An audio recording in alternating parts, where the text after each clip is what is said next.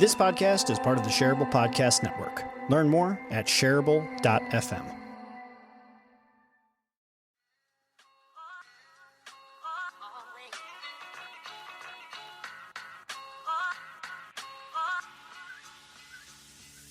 Hello, friend. I'm Jeff Gibbard, and this is my podcast, Shareable. I decided to call it Shareable because the conversations I have with my guests are so good, you got to tell someone about it. Shareable is a variety show of sorts where we talk about culture, relationships, leadership, dating, business, comics, marketing, art, sales, and more. Wherever the conversation takes us, one thing is for sure. This podcast is shareable. This episode of Shareable is brought to you by the Superhero Institute. The Superhero Institute is a training and development organization located on the internet, and you can find it at superheroinstitute.org. The Superhero Institute is the single destination online to learn how to become a real-life superhero by mastering the 5 core superhero abilities and living the superhero values. The Superhero Institute empowers you with the skills you need to take the limits off your ability to level up. Think of everything that you'd be capable of doing if you possess the mindset, the frameworks, the tools, and the strategies to conquer sales, marketing, leadership, productivity, and more. The Superhero Institute is a constantly growing library of courses, and with each new course, the price of the membership does go up. So getting in early is just about the smartest thing you can do.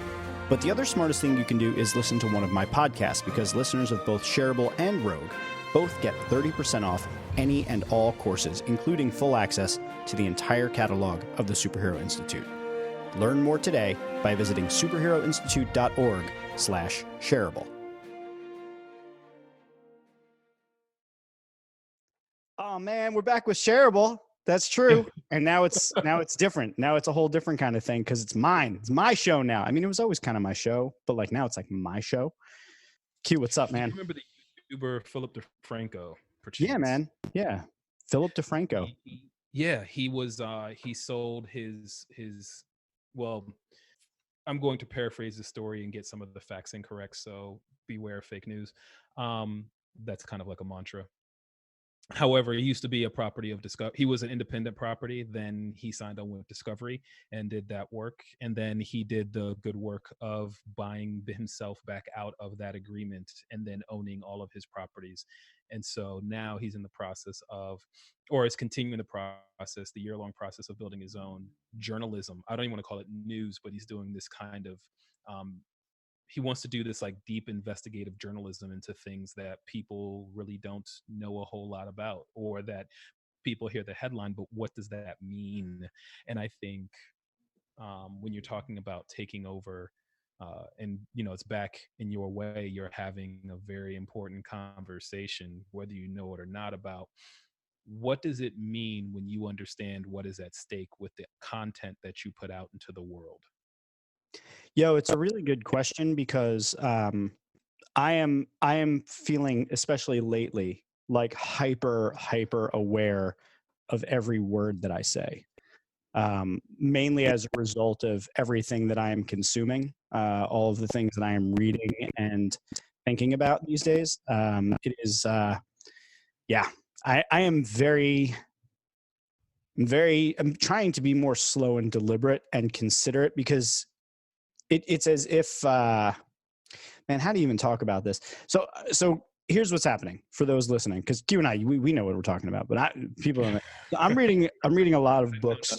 They know nothing about it. So let's put it out there. So I'm reading a lot of books about race and society, I guess, for lack of a better classification of it, but particularly, I guess, reading from a variety of different perspectives about how race factors into society. And it's illuminating a lot of things for me and changing my perception of crap my entire life that I've been walking through without seeing a whole side of life. And I think as I'm interacting with social media and I'm thinking about all the content that I put out there, even as I'm putting together, I just put together this online dating course.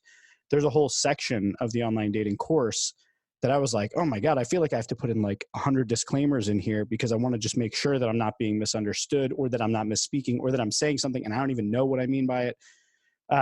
So yeah, it's been an interesting like month. Yeah, I think So that whole section, right? The those sections. The question becomes, right? And I don't know those sections, and not that I Mm. necessarily need to, right? The questions are still valid, which are why the disclaimer in the first place? Why Mhm. not say it clearly and take time to commit the labor to the words that are being used so that way they can be clear and congruent as much as possible? There's a reason why comedians can get on stage and turn an audience from hate to love, because they're congruent and they understand what's at stake when they're stepping over these lines. And in some case, when they step on the line and they get, you can't say that, that's not good. That's not what we're about anymore. They're able to own what that means and able to stand in that either rightness or wrongness, or the perception of either one. So when you're doing the online dating course, sure, like what's at stake? People's ability to partner and be and find a companion on the on the super like right side or whatever side, right over here. On the other side is like, dude, are you going to get me laid or what? Yeah, well, I mean, the way that I was approaching it, and it's funny, by the way. Also, let me just set the for everybody that's listening to this episode of Shareable. Q and I are actually going to talk about brand in a little bit, but we started out. For me though, like at the beginning of so I created all the curriculum for this whole course, like over the last like 4 years, and I really only in the last like 2 to 4 months maybe did I realize that I am creating this course as a white male. Like, not like it was lost on me that I am a white male my entire life, but it was lost on me that that was like such a critical differentiator in I how I learned all of the lessons that I learned and how I perceive them and how I'm distributing that information as effective information. And while I still believe in my heart that the vast majority of the concepts that are in there are effective because they're about how human beings receive information and principles of marketing and sales, I do now have an understanding that there's a whole other side to it that I can't comment on. So I guess the point of like the kind of the disclaimer was at the beginning. I kind of set the context of like, this is what I don't know. Here's what I'm claiming to talk about and what I think I know about. But I also don't want to speak for everyone in every perspective and everything. So just like kind of the what this is and what it's not, and being clear about that so that I'm not representing that this is true for all people. Yeah, and I think the disclaimer language for me is probably where my brain kind of goes like, and that is to say, the audience that you're speaking to and the audience that you're not speaking to that still consumes what you're talking about, is going to applaud you and is going to criticize. Mm-hmm. And both of these things are worthwhile because there are things that you're not going to know until you know them and say them and put them out there. And that does not excuse what's being said. That does not the reasons for it. These reasons we call excuses does not make it right. What it does is allows you to become better because you've put yourself out there in a way in which that will allow you to be better. Now, that doesn't excuse you from the preparation that is necessary in order to put your best foot out there the first time. And so, and I'm speaking, and so I think one of the things that or two of the things I'm saying is like, it does not, don't, you couldn't possibly say enough words to acknowledge the amount of emotional, intellectual, physical, and soul level labor that is happening with audiences that you don't intend this message to get to understand where you come from and where they might lovingly or unlovingly correct you or criticize. That's it. Yeah. So I No, think, man. and we're in that space right now where that nerve has been pulled out from underneath the skin and is raw and is just waiting. Yeah. So there's no greater time. And don't get it twisted. Nobody on planet Earth was born with the collective archive of their ethnicity, gender, um, sexuality, uh, otherwise subjugated and or striving for liberation identity. planted firmly in their brain. They went through life and had experiences that they could not understand, and they tried to make sense of them. And in the effort to make sense of them, found people that had had the same experiences throughout the canon of history. And all of a sudden, we're like, oh shit, this hasn't just been happening to me and you. This has been happening. Hold on for a second. What I heard before was that no, I thought we got. I thought we got over this too. I thought we were finally. No, this isn't right either. Oh my. Okay, so yeah, this has got to change. This don't work because I didn't like it before, and I damn sure don't like it now. And you mean this happened? Not even. Oh, this is the best it's ever been. Hold on. This is the best it's ever been, and we have these problems. And it's the reason why this didn't happen. The reason why she didn't swipe left on me has nothing to do with anything that I can change, and that has nothing to do with my profile. It has everything to do with her perception of who I am based upon the fact that I do or do not have these attributes or these features. Yeah, so I want to talk specifics in it because this is right before you and I jumped on this podcast. I was actually working on this section of the course, which I'm about to release soon. Mm-hmm. Available in fine bookstore. I'm just kidding. So there's a portion of it where I'll go through like the 5 aspects of a profile that are important. And the 5 aspects are, what do you look like? What are you looking for? What do you bring to the table? Who are you looking to meet and who you're not looking to meet? And the who you're not looking to meet, I think, is a very important function of the profile. I think especially traditionally for women who are in the kind of the role of being pursued, I think it's important for them to say, like, here's who I'm not looking to meet. And that generally means someone like, like if they're looking for something serious, like, hey, I'm not looking to meet like players and playboys, like if that's what you're thinking, I'm not interested. Mm-hmm. But at the same time, there's also people who are in, like if you were raised, for instance, like Erica, her family was like for a long time pushing her to date a Chinese guy. Like they were really on it. And that's like really, there's a lot of families where culture is like and race is such an important part of, how you continue the lineage of that family. Like, how do we deal with things like that? So in it, I'm trying to address that you're going to have whatever your criteria are for disqualification, but 2 things should come of that. One, if you really have certain criteria that people can't help, height, weight, race, things like that. One, you should examine your pre-existing biases as you write those things down. That should be an opportunity for you to like think about those things, number 1. And number 2, if you are going to write those things, you have to recognize that that's on you. Like that's stuff that you need to write about from the perspective of like, this is what I have to carry around and it's not about you. And I don't even know if that's the right way to say it, but that's the way that I tried to frame it, is that like I can do it only from the way that makes sense to me. So I'm white, but I'm short. So that's the one that I can do. Right. So when I was online dating, there were women who would like say, oh, if you're, shorter than 6 feet tall, don't bother messaging me. Right. Sure. I was like, ouch. Like, you know what that's like. Yeah. It hurts. Yeah, some women don't want to fuck a troll. That happens. Damn, dude, you just call us both trolls. Yeah. Liza Treyger did that joke beautifully on Netflix. If you ever want to see a lovely special that's done, I enjoyed it a shit ton. It's one of my favorite stand-up specials. It's Degenerates on Netflix. Big J. Okerson is the leadoff. He used to run in circles with Kevin Hart. Matter of fact, Kevin Hart used to live with him. He has like great stories about that time, and not so great stories because you live with somebody for long enough, you have stories. More so, Liza Treyger or Traeger. She's wearing a mini dress, halter top, leather thing situation.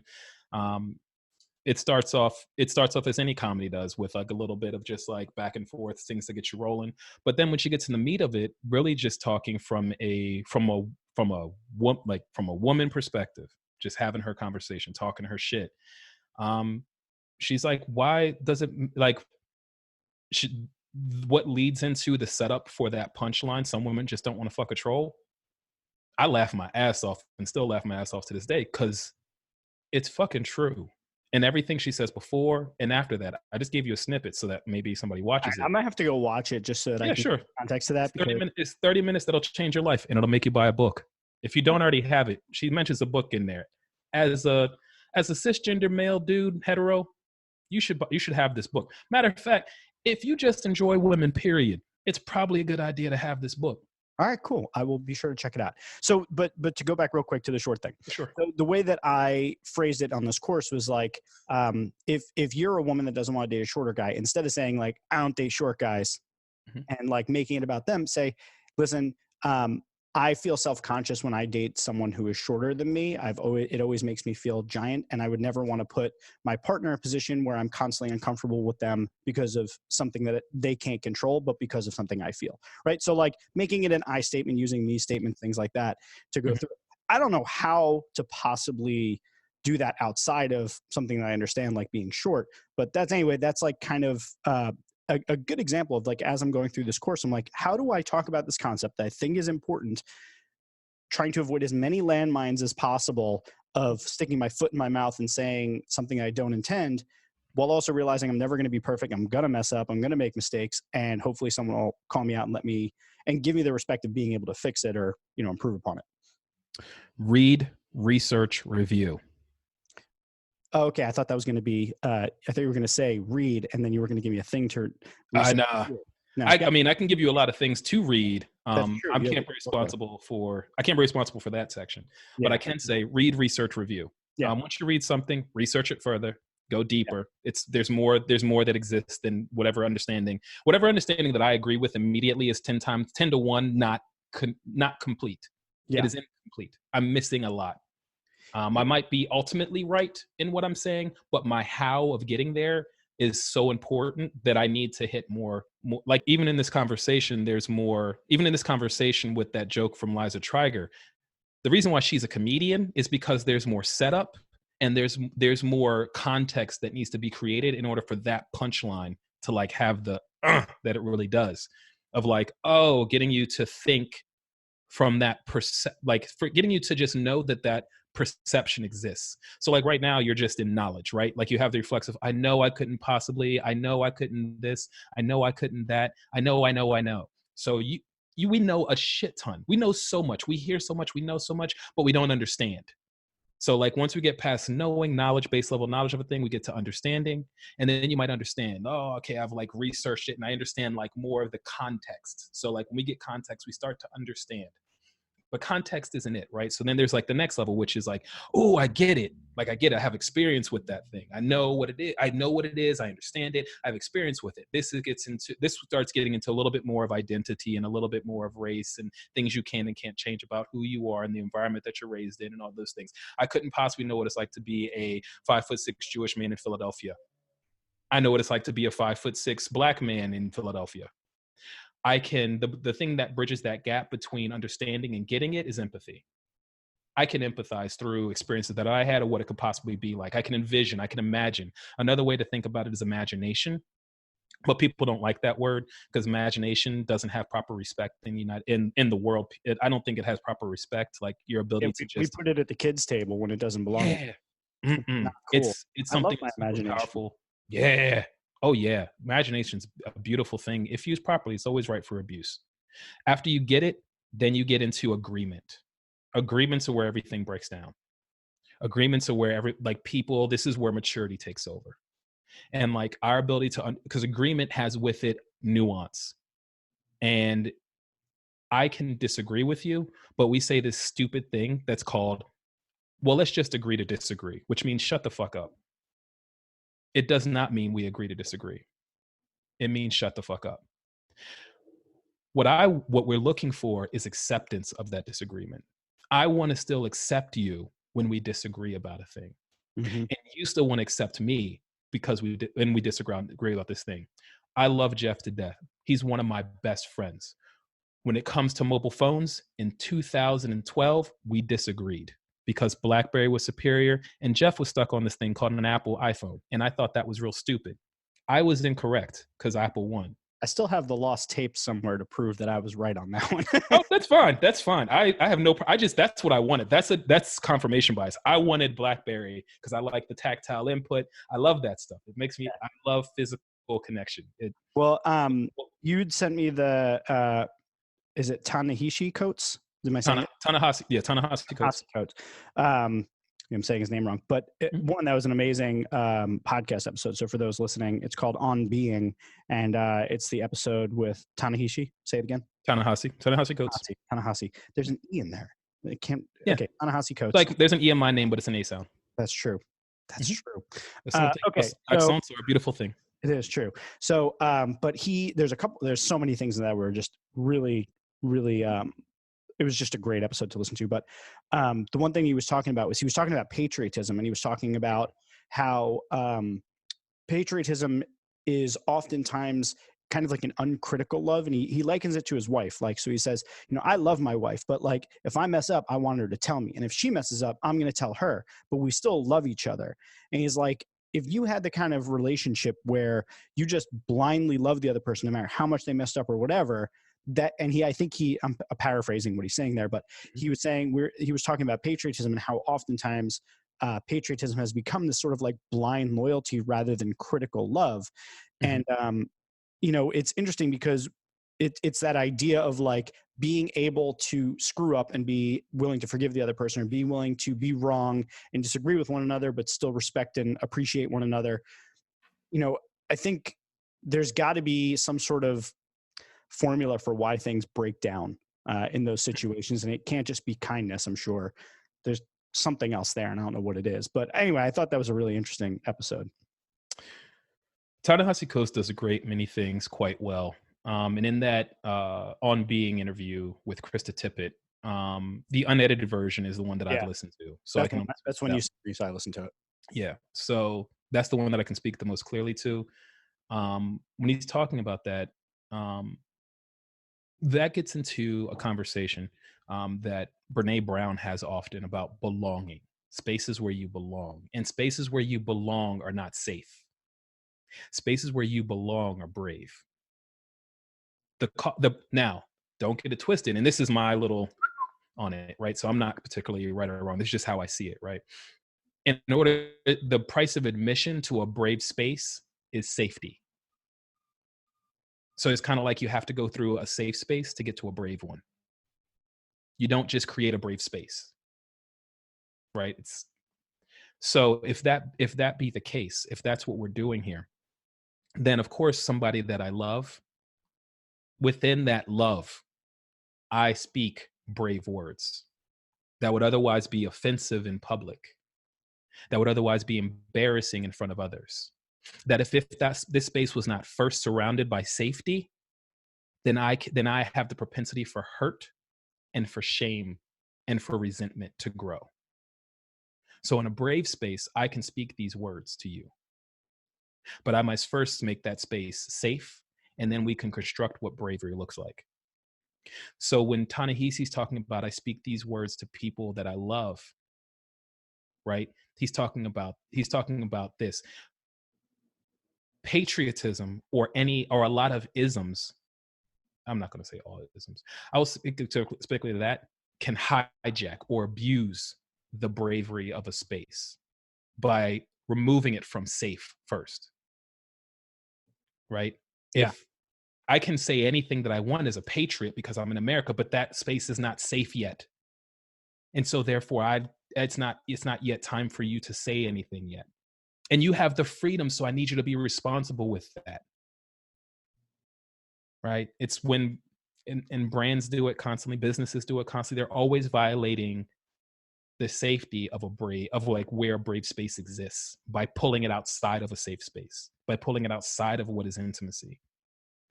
All right, man, that's a good point for us to shift to the brand conversation. So, Sure. Love yeah, it. and I think it actually it starts us off on a different foot than I anticipated we'd begin this conversation. So, the initial genesis for this conversation was that was it, like 2 weeks to 4 weeks ago. Uh, we were hanging out in Philly, and you just like launched off on this thing about brand, and it was absolutely brilliant. And I was like, all right, well, we clearly have to record something about this. But kind of shifting from like the conversation that we were just in, let's start on before we get into like what is a brand and what is branding and how is it different from marketing and advertising and all these other things. Let's talk about companies, brands, and social activism, because I think that is a really or social activism as PR stunt. Okay. It's Yes, like a sir. really interesting way to kind of go into this model that you I don't know if you developed it, or where I don't know how I don't know how to like explain what this is without like giving it away, but like you have this model to talk about brand that I think is absolutely brilliant. And I think that if we first talk about what brands are trying to do out there by, trying to hijack social justice conversations, or like the Gillette toxic masculinity, or like Pepsi's Black Lives Matter sort of thing, like all that sort of stuff. Is it possible for a brand to jump into a social conversation and realistically that it's not about the money? Because that's the thing I see every time I see it. Every time I see Uh-huh. a single company try to jump into this, I'm like, but let's be real. All that really matters to you is profit and loss. That's what it comes down to. Like, you'll abandon this ship the minute it's not serving your business. Mm, mhm, mhm, mhm, mhm, mhm. So I think what occurs to me, and that's like with that question, like them jumping ship, and is it really all about the money? I guess what is the purpose of business? So in my talk about the 60-minute social media MBA, Mhm. I said one of the things I learned in my MBA was that money is a language of business. The only thing that actually matters in business, realistically, when it comes down to it, is revenue, expenses, profit. Right? Profit being Okay. the important part. It comes down to money. Nothing else actually matters unless it serves that, because that's what a business exists to do, is to make money. Okay. Yeah. Okay. Current Yeah. paradigm. Yeah. I'll there's nothing what is it? That I don't see anything. Yeah, because maximize what is it? The charter of business Maximize shareholder value. Yeah, maximize profit for shareholders. Yeah. yeah, yeah. So But I mean, in companies, sometimes there are shareholders, and other times they're just sole owner. Whatever it is, the point is that the business itself, its function is make money. That's it. yeah. So social activism,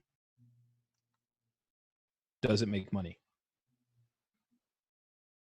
Or social activities, right? Social enterprise, like the idea of being socially active, going after social ails and resolving them.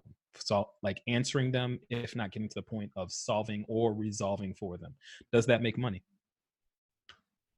I think will generate money, but Mhm, I think, okay, so this is kind of like a nuance, right? So Susan G. Komen raises money, and they mhm, put a bunch of money back into it, and then they fund research and they fund operations and things like that. And but mhm, those are nonprofits.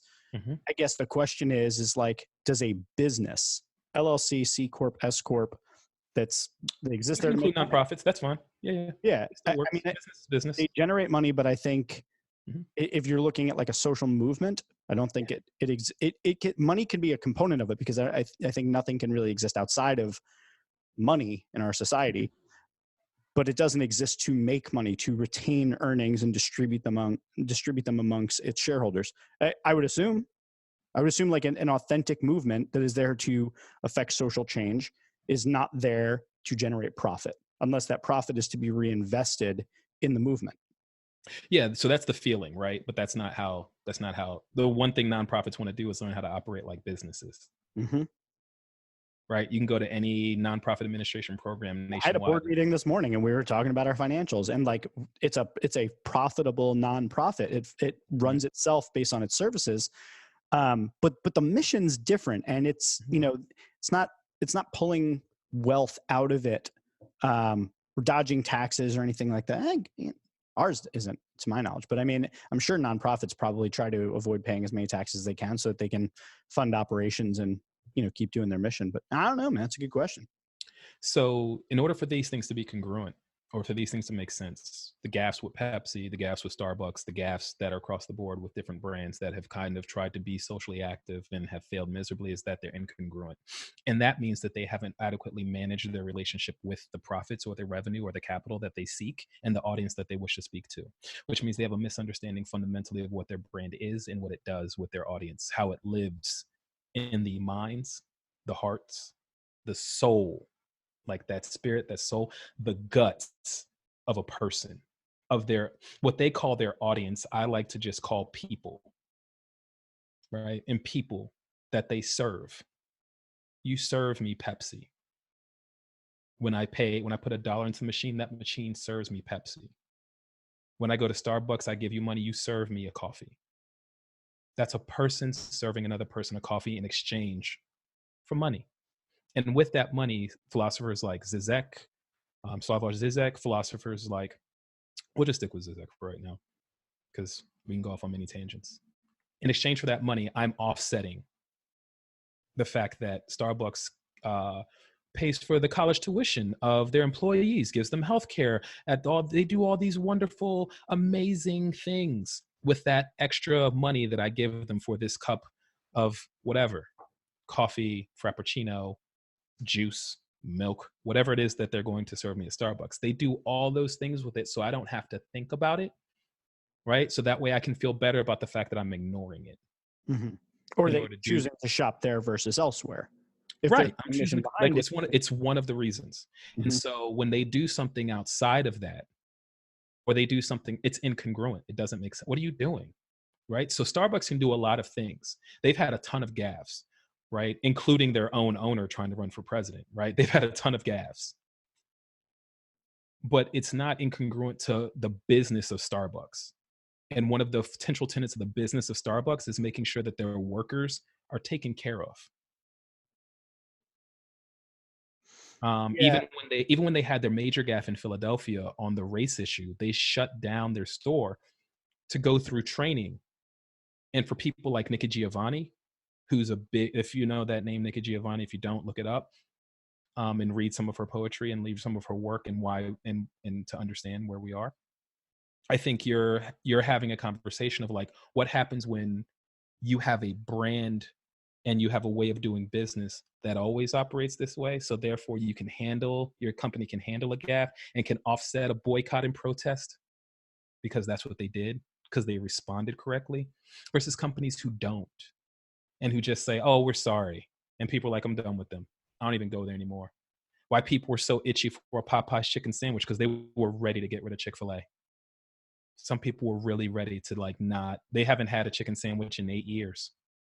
They were ready to go someplace and have another one. I still didn't go to Popeyes, but still, like they were just They were ready. sold Like out people were just, everywhere. yeah, they didn't. They just didn't want any hate in their sandwich. Mm. I don't want hate nuggets. I want peace nuggets, man. Like sell me some sandwiches that got some love in them, not your hate and vitriol and rightness. Yeah. No. So can a company be socially active? 100%. I have shoes right now that were handmade, that were made by a person, because, and that gets into accessibility and access and all the rest of those things that I have. I have enough money that I can vote with my dollar that way, right? I always wonder Uh, about the situations where a company does something messed up though, and it doesn't actually affect them long term.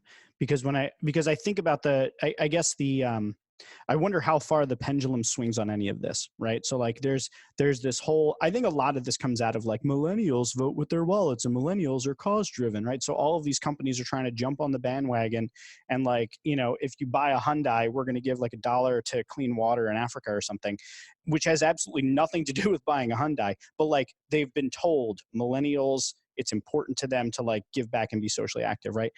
And that doesn't swing it very far in their favor when they do things like that. And then you have like United breaks guitars, or like I think it was United where they drag that guy off of the airplane and like all the different things happen. But like they still have the flight at the right price, and you need to get where you're going to go, and like there's that. So I guess I just wonder how much um, gaffes and social activism and any of that actually moves the needle, or whether when it comes down to business, it just look at Walmart, like they have the lowest price, people are going to shop there sometimes.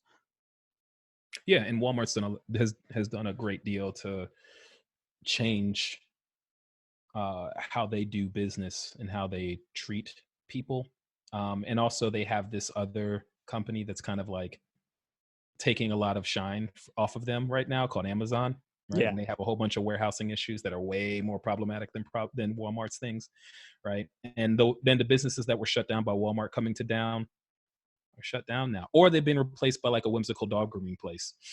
So like you have these you have these things happening, and I think business like not so when we're talking about businesses like airlines are in their a whole different, they're federally regulated because they are a necessary, right? And I think you get into things that are necessaries. And when things are necessaries, things can just be business.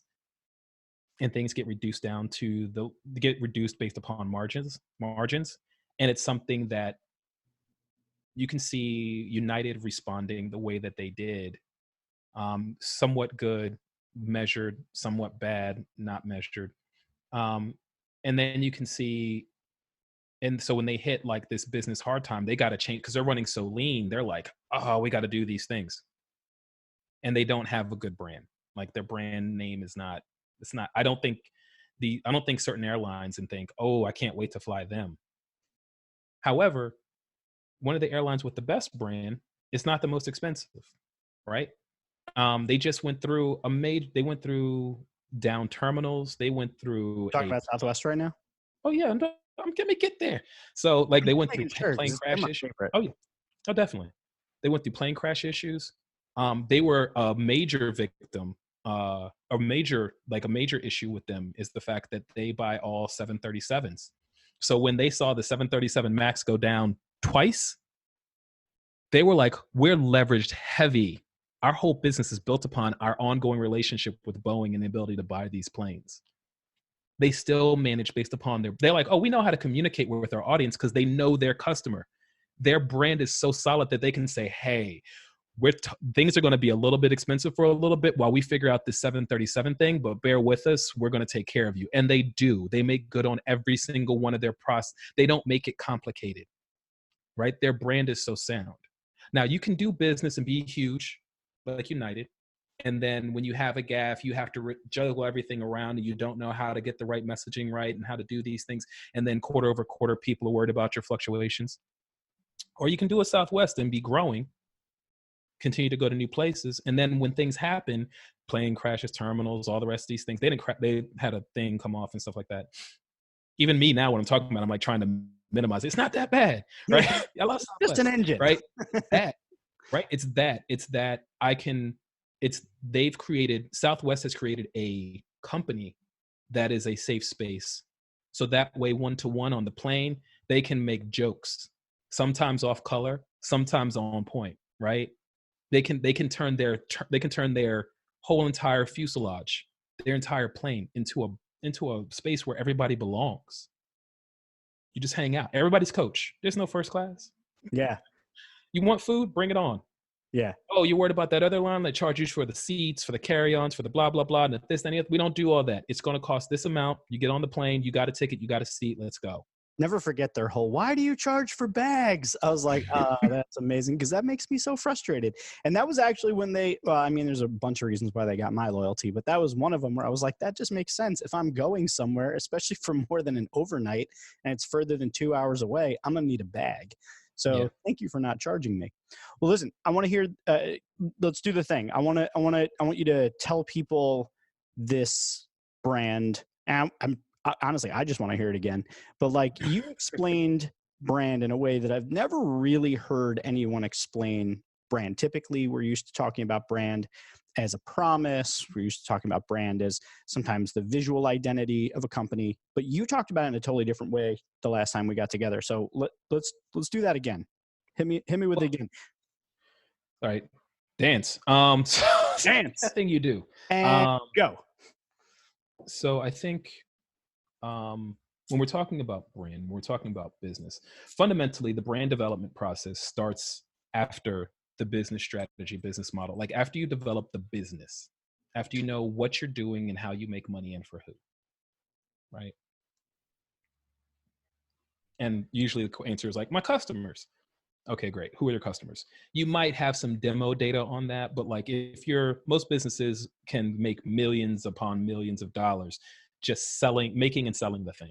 So we don't really need a brand. I just need a thing to make it and sell it.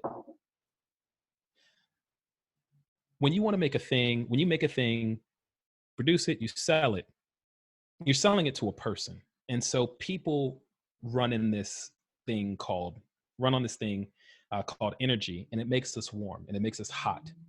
Human beings are 98.6 degrees. So I like to say humans are like 100 degrees hot, right? They're 100 degrees hot, hot, hot, hot. Passion, purpose, determination, art, culture, community. hot, hot, hot. Like all these things are very hot. They're very volatile, right? I'm passionate about this thing. Oh my goodness, I'm passionate about this person. I'm passionate about this. Passion, passion, purpose, purpose. I'm determined no matter what gets in my way, I'm gonna make it happen. Business doesn't operate that way. That's why when people jump into business, people are like, you got to follow your passion. Why would you do that? Business isn't, this is not about passion. Business is cold. Business is cold, like 0 degrees cold, like below freezing, 0 degrees cold. Business is finance. Business is strategy. Business is legal. Business is design, engineering, business, business, business, business, business. Wrote, this is what it is. Are we making money or not? Are we making profits or not? Are we offsetting our taxes or not? Is this legally sound and in our best interest or not? That's it. It's almost binary, except you need strategy because there's more choices, right? There's more choices than A and B. If it was just do this thing or not, like it's still in between those bookends, there's tons of variation. So that's why we have strategy to intercede there.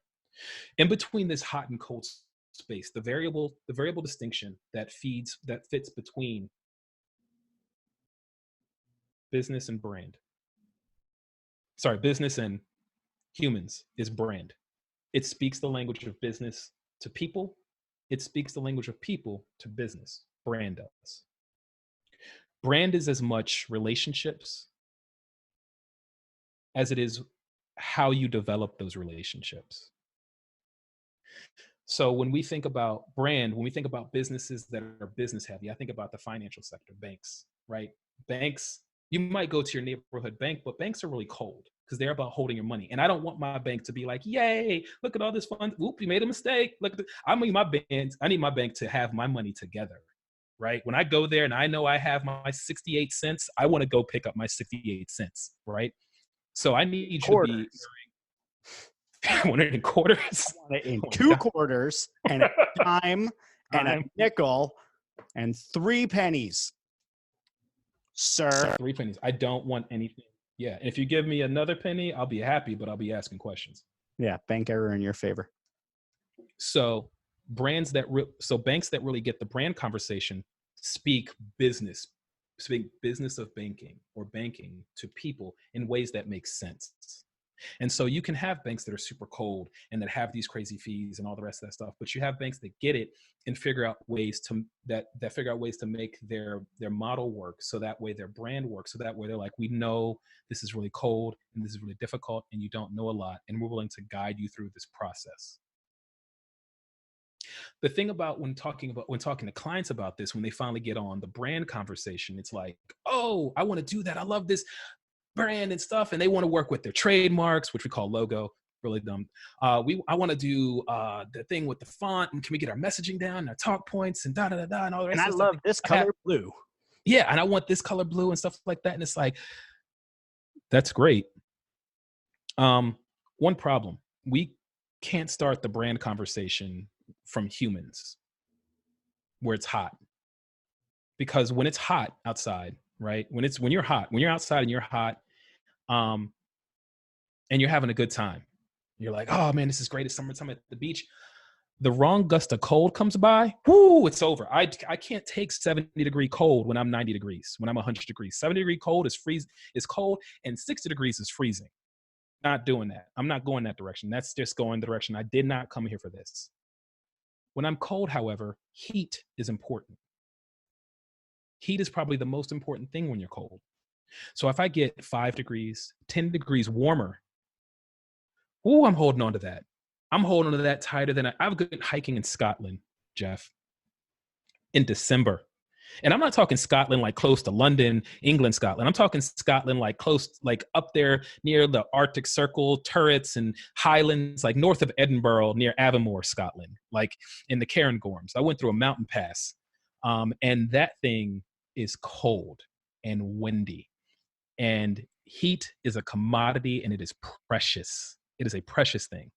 So whenever I'm talking to business people and they get a whiff of what brand can do, like what brand really is and how it actually works on your behalf, they hold on to it, and everything becomes very precious. And this is how we communicate all the time.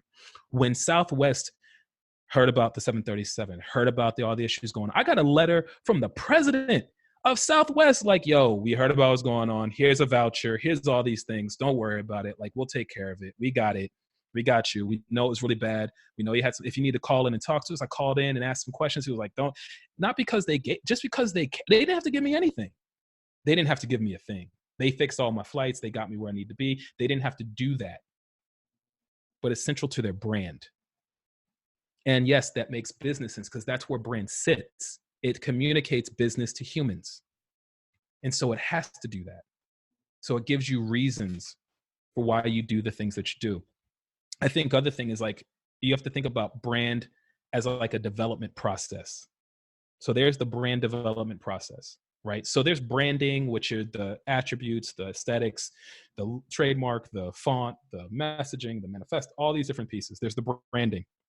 But there's this brand development process that I think that it shows that in business school, we didn't spend a lot of time on this because we thought of it as a subset of marketing. We're going to do marketing and advertising. And usually most business people like advertising, get to the people, get them to buy, get them to buy. Well, advertising's like, hold on, we have to do different things and tickler email campaigns and all these different strategies and tactics. But strategies and tactics don't talk to people. Brand does. And so when you get all those messaging, we get all those things, the question is, what relationship are you developing with those humans through these tactics? And so these tools aren't bad. These systems aren't poor. How we approach them is. So when we have leaders start with why, of course they do. That's why this business is here, is because we started with why. And because we have why, we know what it is. We now have Apple. We now have Nike. We now have Jabra, my headset. We now have Google. We now have all these businesses and brands. We now know the what. The question is how. How are we going to connect all these people, this leader who knows the why, the brand, the company that knows the why and the what? How are we going to use these tools to connect with people? And brand does that. I'm not down on advertising. I just think that advertising does not inform. Brand does. So brand being this thing that sits between people and business and helps to bridge the gap between those two, because the interest of the business is different than the interest of the person. And brand sits in between it and serves as that conduit to basically translate the interests in both directions. Mm-hmm. So that, I think that's a really great model, and I absolutely love the way that you explain it. Question, there's so many questions that come out of this. I guess I want to kind of call back to the social activism of companies and how you're really on this. Like, no. I'm on it specifically because in this case, what it sounds like is that if the brand is the way that a company can talk to its customers in a way that doesn't just sound like this self-serving cold business interest of dollars and cents in finance, and there's this thing called brand that allows them to have the conversation that translates through why it matters to you as a customer, then wouldn't it then kind of back to this idea of congruence between what the brand is setting out to do and who they really are?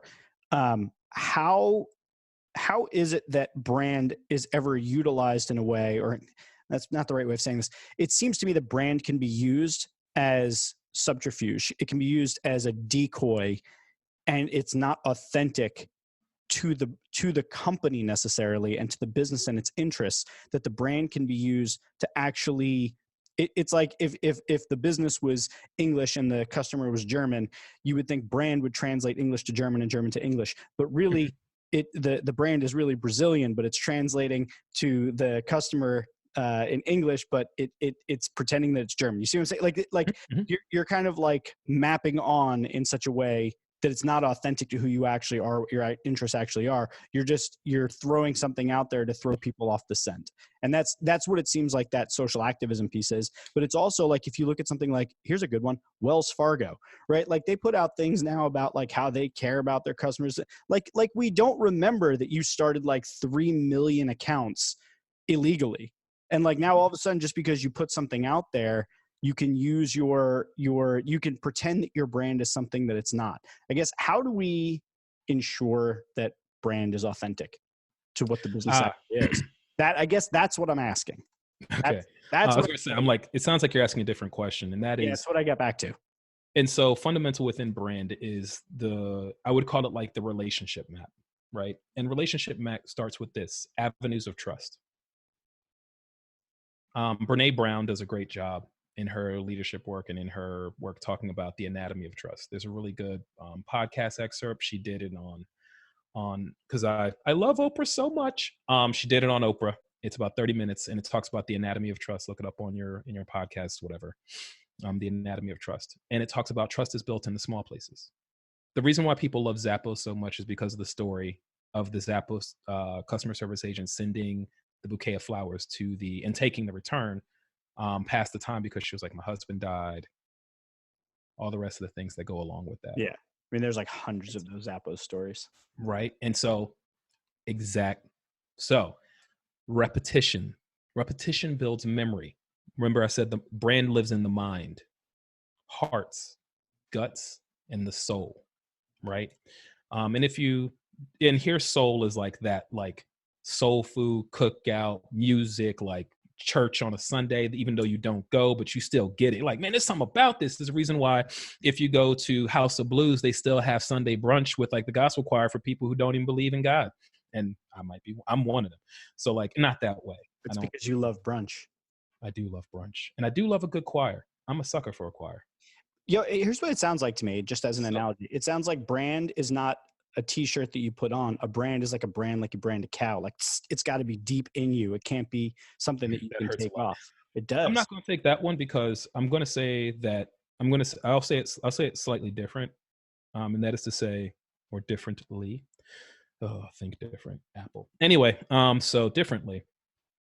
I think when you're looking at brand, you're looking at the relationship, and so when you're looking at the relationship and you're saying whether or not these guys are authentic, they're genuine. I used to have this thing that I said, and I still like it, and that is, I can see somebody walking down the street, and I'm like, man, that's a really nice suit. You see that suit? You see how it's cut? Woo, that's a nice suit. That's a man with a nice suit. Walks closer, I'm like, that suit looks. I look a little closer. Okay, yeah, that's a little closer. And I feel brand is when when I put hands onto the lapel of the suit, and I feel the textile. Brand is where I noticed the stitching. Is it machined or is it hand done? These are things that I need to know to look for. Okay.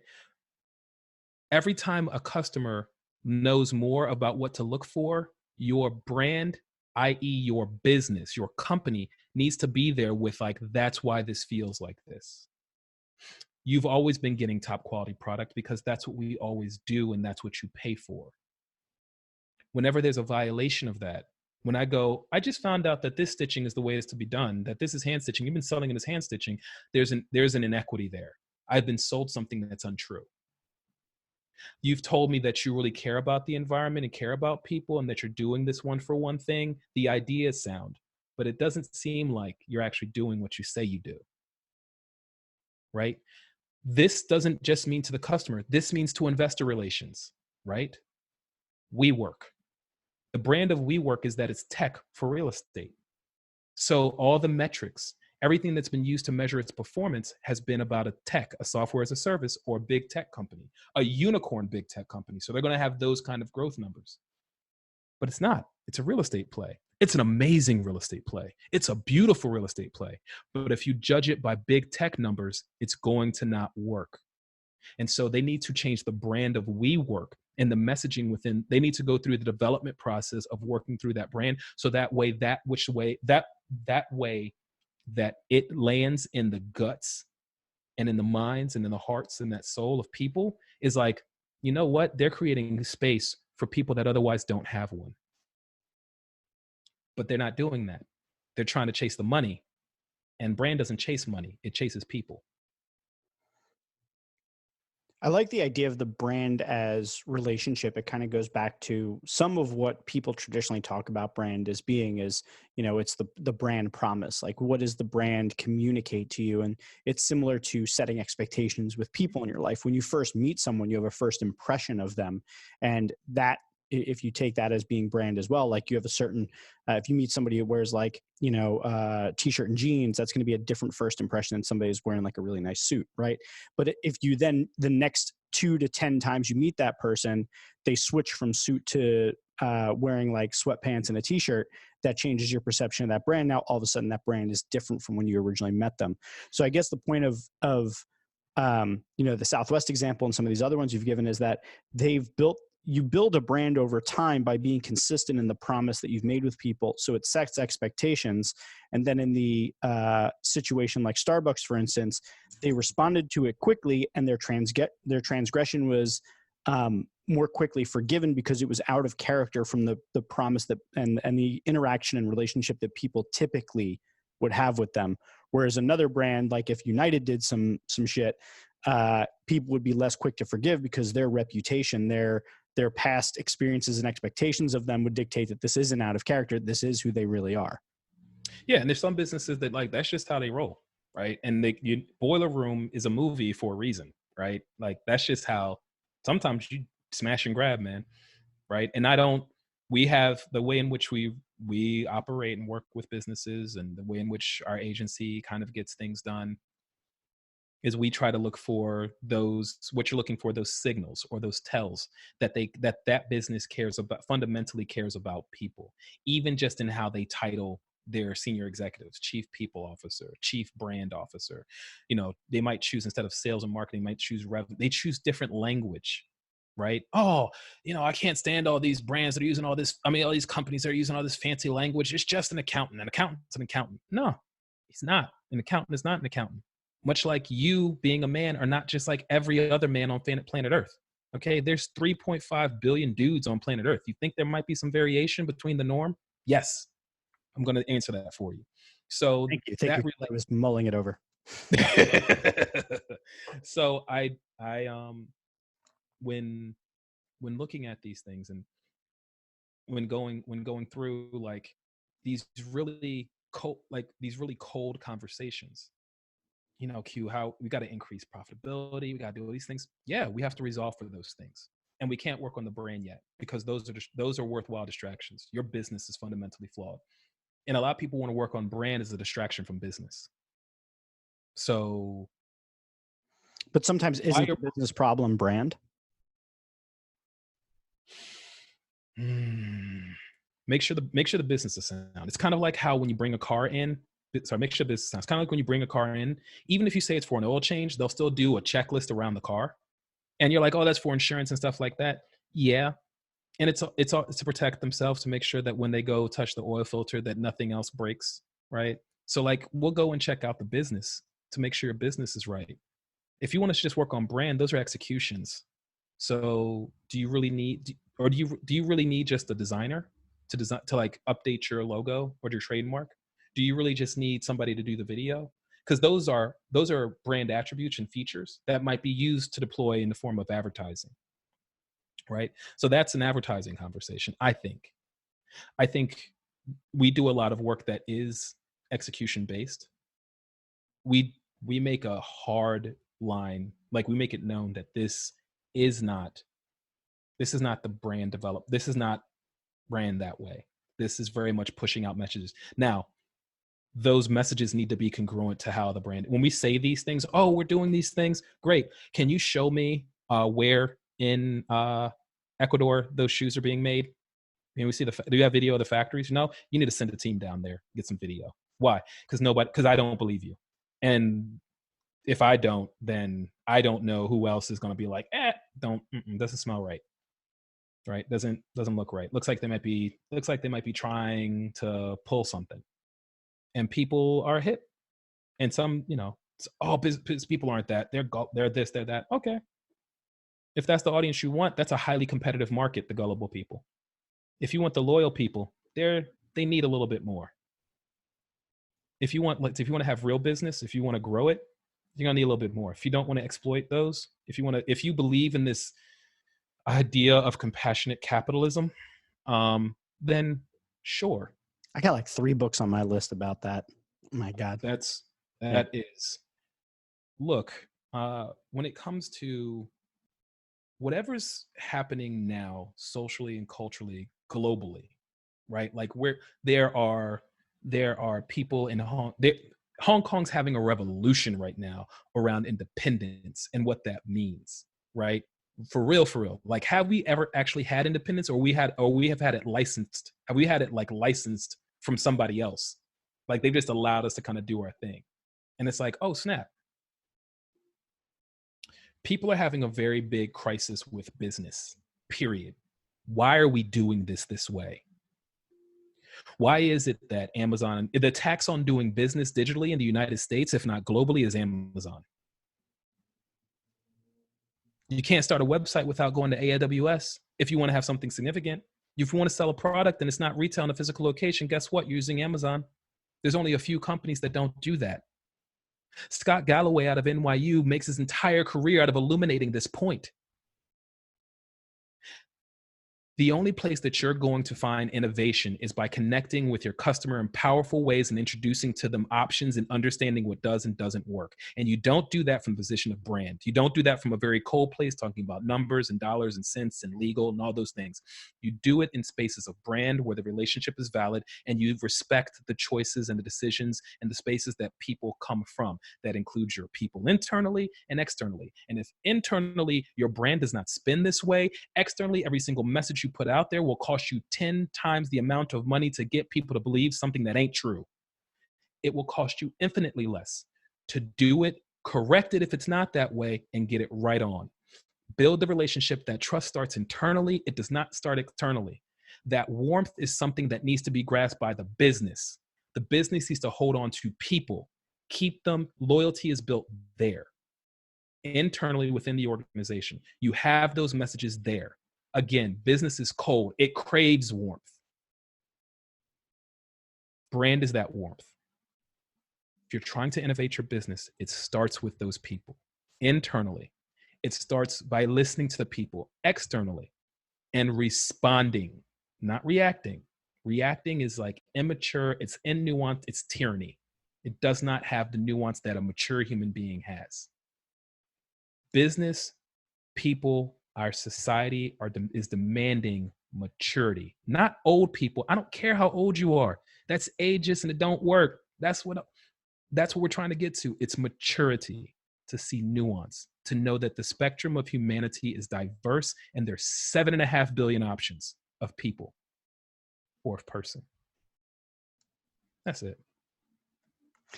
So tell people about the agency that you're building right now. That was where I was going, by the way. I wasn't trying to cut off. Of course, I know. And I'm glad that you stopped me. You reeled it back in. You rewound. You did that. I just wanted to make sure. But I want to make sure that I give you a chance to talk about this agency that you're building. You know, every entrepreneur that's building something is trying to start something new, something different. And you know, I think you've got a pretty strong concept there. A lot of it will be familiar to people, like how you're structuring it and how you're building it. But I think kind of the position you're coming from is a little different. So before we sign off, why don't you tell people a little bit about, you know, what's this agency you're building? Who's it for? What's it like? What's it like to work with you? What do you work on? What's the process? Man, do the whole thing. Oh man.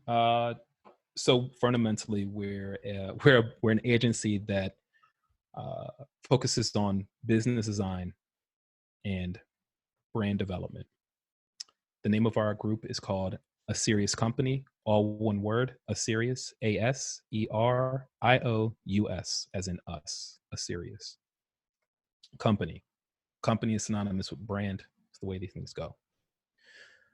We ask fundamental questions, like even when starting last year, why do we use websites? Why do we still do it this way? Because we're focused on brand and we're trying to connect with people. And if we notice that there's a flooded space and there's not a flooded space, why aren't we going to that not flooded space where it's nice and dry? We ask questions about social media. We ask questions about digital content development, such as video, photography. We ask those questions internally, and it actually happens to be our acronym, ASC, A Serious Company, Ask. So we like to ask those questions. One of the things you'll notice about us in particular is that we love conversation. The entirety of what we argue about today is built on conversations. So we have a very conversational process. We have a little bit of a longer onboarding or agreement process because we want to arrive at an agreement, and we want to allow our agreements to not forcibly, like, we're not trying to push them, we're trying to allow them to emerge. That way we're very clear about what happens and what happens next. Yeah, I mean, just from our conversations about it, it sounds like there's what you're trying to do is a very in-depth and intense process to really answer some fundamental questions about who the business is and why they exist. And Mhm. you can't really get to that in your 15-minute phone call, follow-up meeting, sign agreement. You have to be really prepared for what that is. I think you guys need like a full on, we talked about this, but like I think you guys need a full kind of like onboarding like mini course where it's like if you want to work with us, you have to go through the mini course and earn the certification. Uh, There's no there's it's that's what it sounds like, right? But really what it is a conversation over tea yeah, instead of 15 minutes to a close.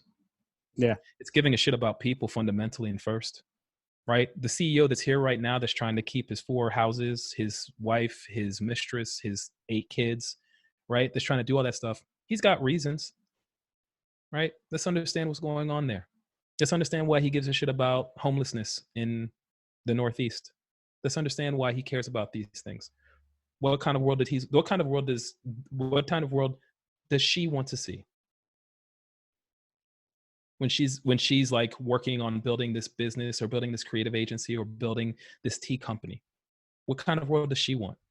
Right? Because everybody's building a business because there's a version of the world that they want to exist that doesn't currently. Whether or not means the product of the business in the form of profits that they use to then spend, or whether or not that means the nation that they build within that organization and the kind of community that they want. And we like to have those in-depth conversations because we want to help businesses get to the process of making money. And we want to do that by not having them violate their core principles. And it seems as though it appears like that we're in a space in 2019 where in order to do business, you may not have to violate your principles. What? That's crazy. That's bananas. There's always a seedy underbelly of business. I think Our what seedy it is it's the cost savings that are afforded to us by Amazon Web Services. It just allows us so much more flexibility to, grow and scale our. That's called a callback. What I just did there. Mhm. Yeah, yeah, yeah, yeah, yeah, yeah, yeah, Yeah, yeah. I hey, hear you. I'm mhm, hip. I'm yeah, hip. I'm Yeah. too. I'm I'm pretty. smiling. I I enjoy working with business owners, business leaders, helping founders understand that either they're ready to go into the executive position or they need to hire an executive to take over that conversation. And that's okay. There's That's going to there's be our next podcast episodes. We're going to talk about how to know as an executive that's building, as an entrepreneur that's building your company, if you're supposed to be the one that takes it to the next level. I think that's going to be a are good. you hey, I mean, Stephen Pressfield put it in the title of a book, do the work. If you're willing to do the That work, you got that from? that's not where I got it from. However, in doing my research, because read, research, review, in doing my research, I found out that he wrote a book called "Do the Work" that embodies much of the principles that were left out in the War of Art, which talks about the resistance. So I got "Do the Work" through my process of learning how to becoming a strength conditioning coach, and my coach, like, literally sitting there at the end of every single set, being like, do the work. I'm just like, oh, I hate this. And then at the end of it, I'd be like, man, okay, so what happens at the end of this? He's like, work is the reward. You're just able to do, like, at the end of this, everybody's like, man, what happens at the end of this brand development process? We continue. That's all you're doing is you're fighting for another day in the ring. Damn, that sounds like kind of like a joke, a punchline to like a Russian joke. Like reward is to work. You know what I mean? Something like that. All right, man. Well, this has been a blast and a half. I'm gonna have you on again. We're gonna do more of these things because they're fun and such. And Hey man, you ring me up, we can have a conversation. I'm all about it. yeah, man, I think it's fun. We explore fun topics. This episode was Absolute fun. pleasure. I think people would like it. I think they'll think that it's worthy of sharing, which I guess would make it shareable. Wait, don't leave. If you've never listened to my fancy outro, do it just once for me, please. Okay, if you enjoy Shareable and you find it valuable, there's a few ways that you can support the show. One, you can share it on social media, which I strongly encourage. I mean, it's literally the name of the show, Shareable. Two, you can review it on iTunes, Stitcher, or wherever you get your podcasts. And if you're an Overcast user, as many of my listeners are, make sure to click that star button on the episodes that you like. The third way that you could support the show is by blogging about it or discussing it on your own podcast, or even by making a YouTube video where you talk about one of the episodes. And then the final way that you can support the show is by supporting it directly on Patreon. You can find the link in the show notes. Now, before I let you go, I want to tell you about one other thing, Shareable.fm, where this podcast is hosted. Do you have a podcast or know someone that has a podcast that you think is particularly, shareable? Well, send them to Shareable.fm to apply to be on the network. Shows that are selected not only get added to the site, and in some cases to the Shareable FM radio podcast, but we also bring together the best tips, tricks, and tactics for promoting your show and growing listenership. And for our headliner and feature shows, we provide fully outsourced social advertising support. So leave the promotion to us, okay? So give it a look, and if you want to find some new and interesting shows, or if you just want additional exposure for your own show or know someone who would benefit, please let them know about it. Thank you for tuning in to another episode of Shareable. I sincerely appreciate it, and this show would mean absolutely nothing without you, the listener. So thank you, and I hope to see you back for the next one. Goodbye for now.